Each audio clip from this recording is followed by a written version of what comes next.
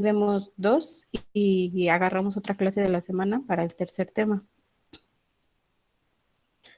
Camila Pérez. Presente. Carlos Enrique. Presente. Ernesto Hernández. Presente. Jennifer Itzel. Presente. Josué Zamora. Presente. Paola Bautista. Presente. Y Kenia Montserrat. Presente. Gracias, chicos. Entonces vamos a comenzar. Si ven que alguno de sus compañeros quiere integrarse por WhatsApp, me avisan. Bien, entonces el día de hoy nos toca ver las moléculas orgánicas que van a estar siendo parte fundamental de todos los organismos vivos. Habíamos visto ya la semana pasada las macromoléculas, que son moléculas grandes, orgánicas, es decir, que tienen en sus esqueletos por lo menos un átomo de carbono y que van a ser indispensables para los organismos vivos. El día de hoy nos toca ver a las moléculas inorgánicas, ¿no? Vamos a darle un poquito más de énfasis a estas moléculas inorgánicas que son indispensables para todo organismo vivo. Bien, entonces, la molécula primordial inorgánica, ¿sí?, que es indispensable para todo organismo vivo, es el agua. Vamos a ver sus propiedades físico-químicas y después vamos a dar el énfasis biológico. Perdón, creo que alguien quiere entrar.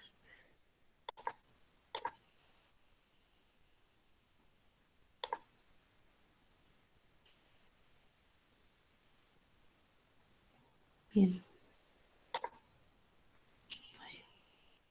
Entonces, primero que nada, como ustedes recordarán de nuestro curso de química, pues vamos a ir viendo cada una de las propiedades físico y químicas. Sin embargo, pues hay que reconocer que el agua es la molécula más abundante, ¿sí?, en todo nuestro planeta, ¿sí? Constituye entre el 50 y el 95% del peso de cualquier sistema vivo. Y pues obviamente, como recordarán, les había mencionado alguna vez que la vida pues comenzó en el agua, ¿no?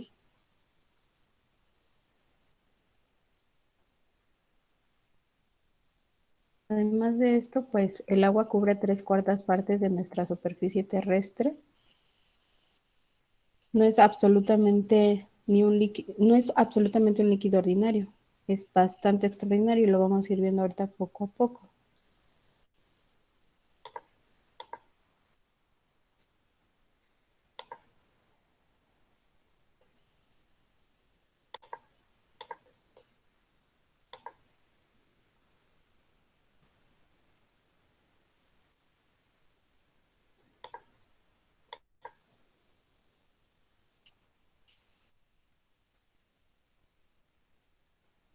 Bien, entonces ahora sí.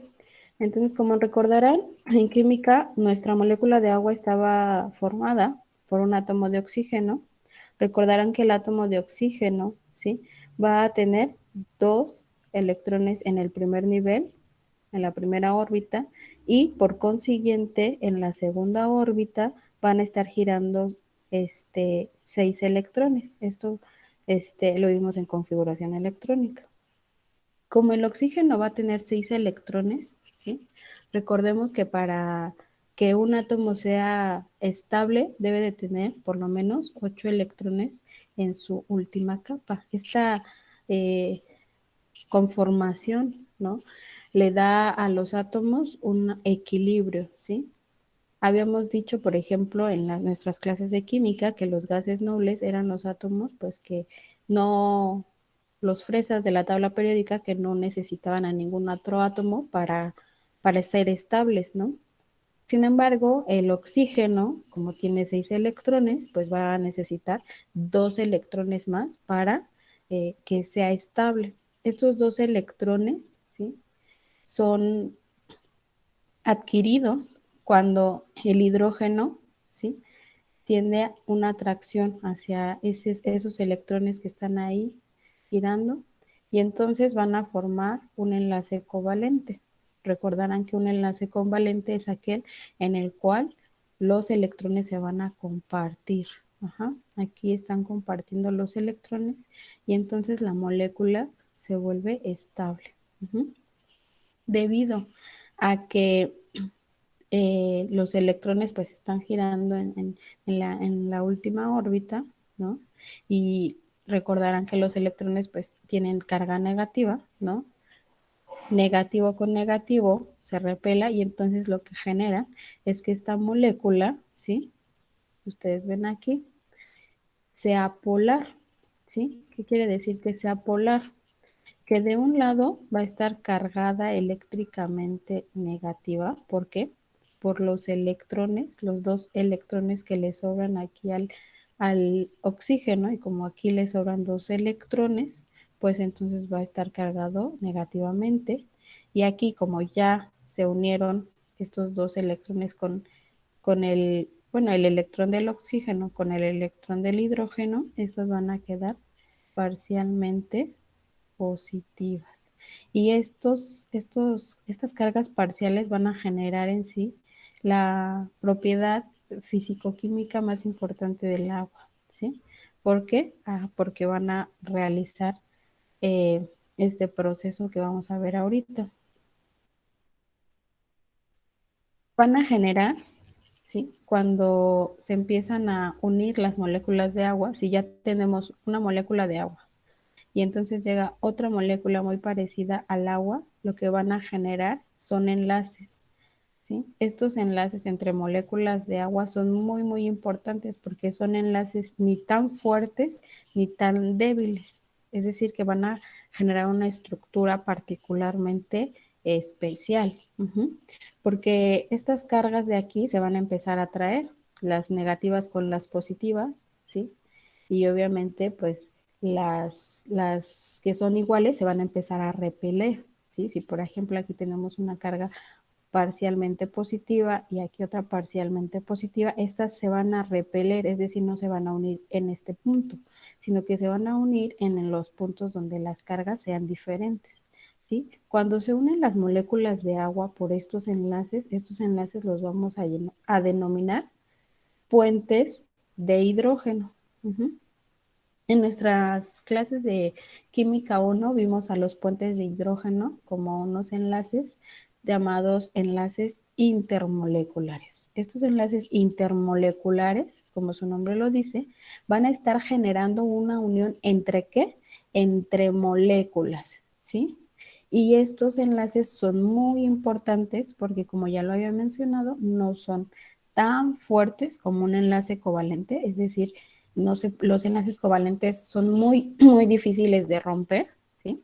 Sin embargo, los puentes de hidrógeno no son tan fuertes como el covalente, sin embargo, no son tan débiles como otros enlaces, ¿no? Como los iónicos, por ejemplo.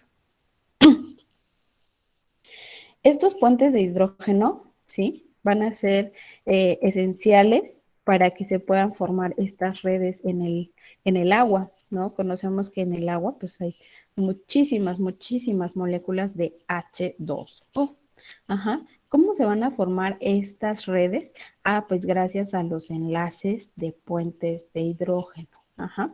Cada átomo de oxígeno, como pueden ver, ¿sí? Va a poder formar hasta 4 puentes de hidrógeno. Este es uno, ¿no? Por aquí sale el 2, el 3 y el 4.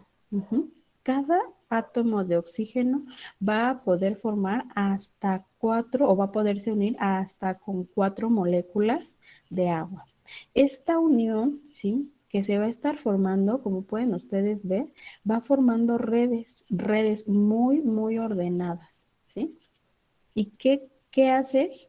Que, bueno, ¿qué da como resultado de esta red de agua? Pues que el agua, ¿no? Pueda tener ciertas propiedades físico-químicas, ¿no? Eh, por ejemplo, el movimiento del agua hacia la tierra y del nuevo aire.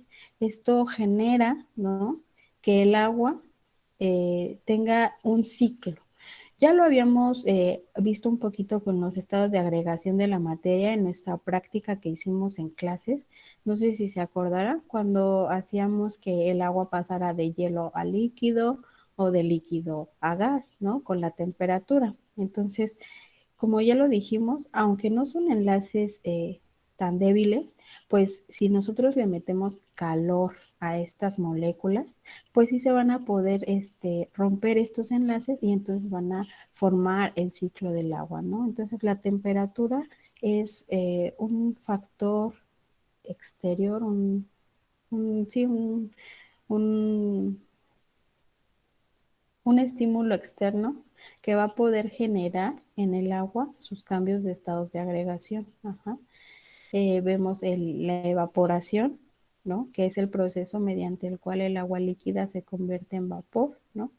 Y obviamente este proceso, este ciclo del agua ocurre mayormente en los océanos y los mares. Uh-huh. La condensación, en donde el vapor de agua se convierte en agua líquida o en hielo, ¿no? Se da principalmente pues en las nubes, ¿no?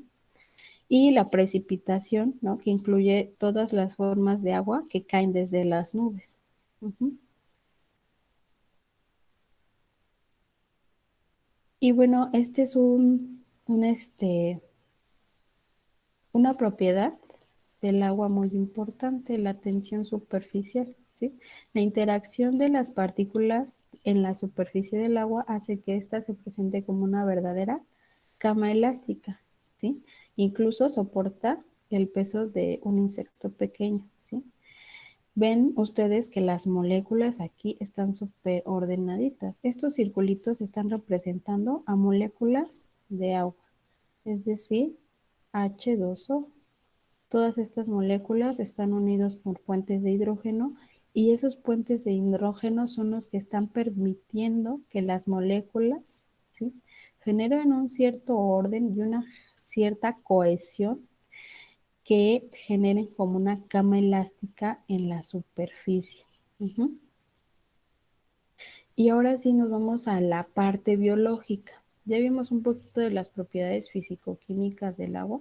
Nos vamos, ¿qué hace el agua, no? En los organismos vivos, ¿no?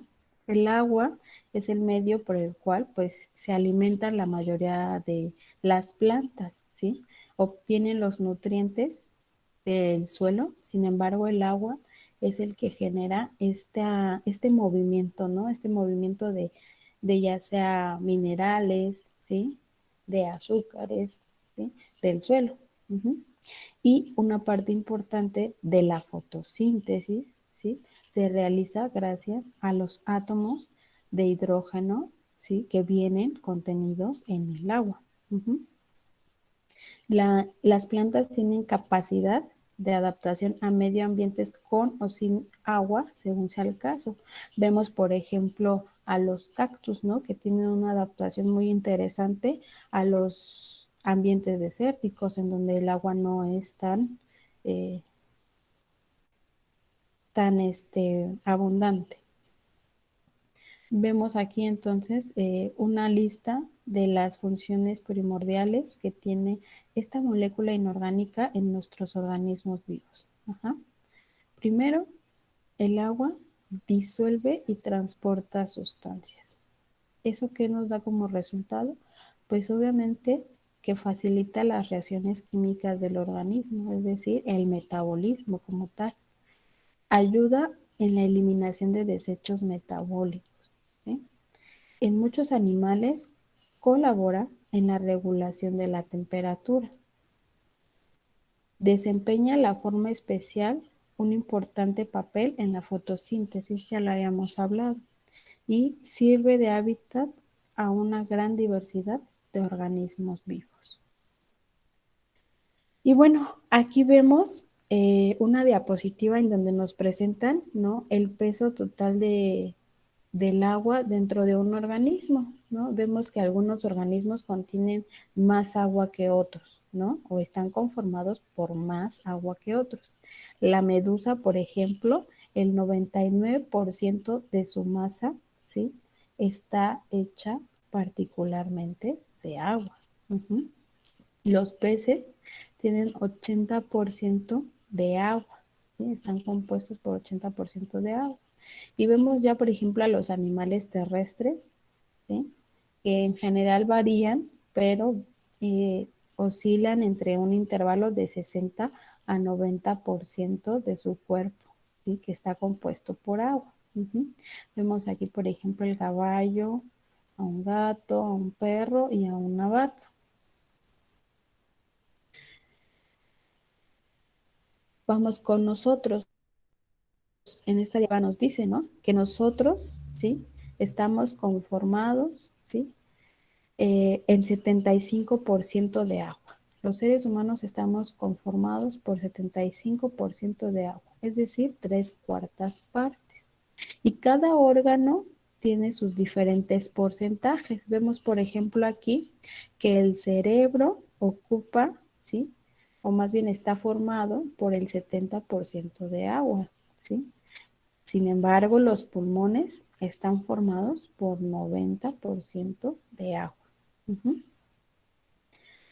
Y bueno, nosotros necesitamos diariamente, ¿sí?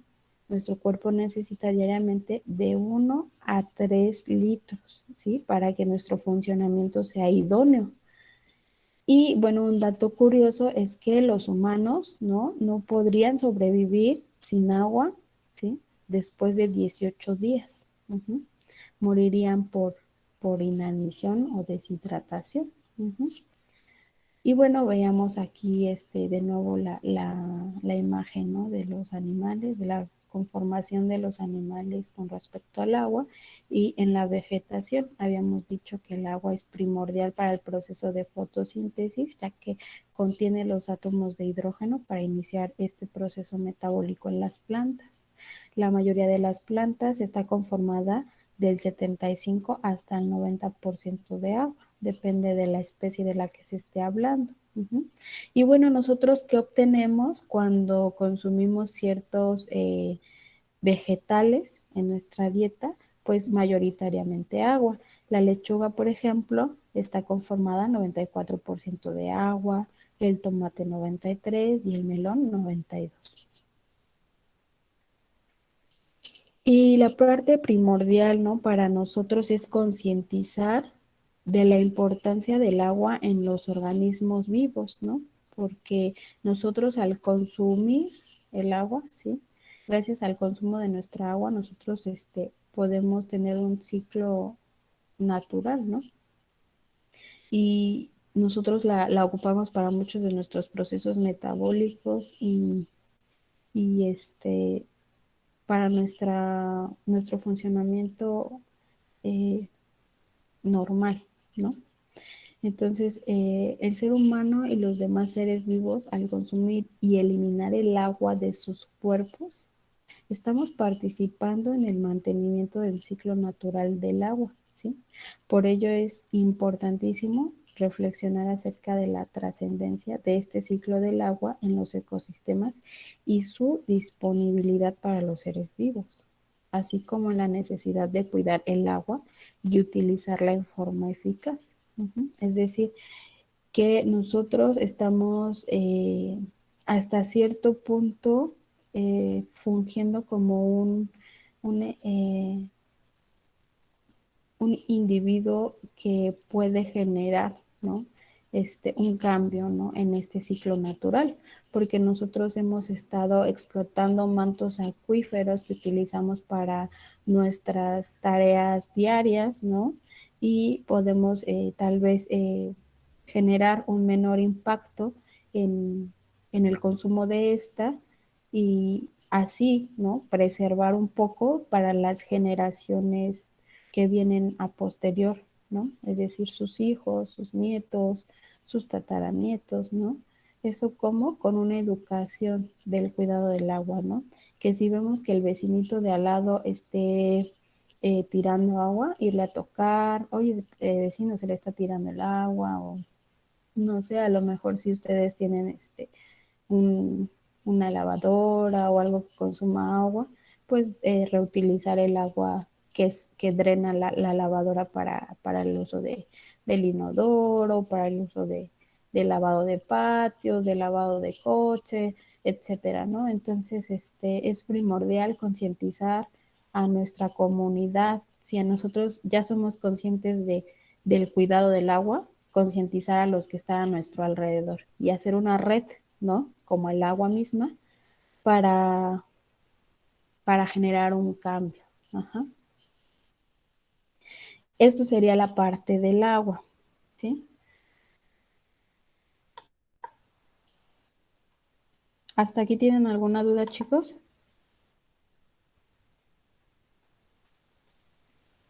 No, profesora. No, maestra. Bien. Eh, voy a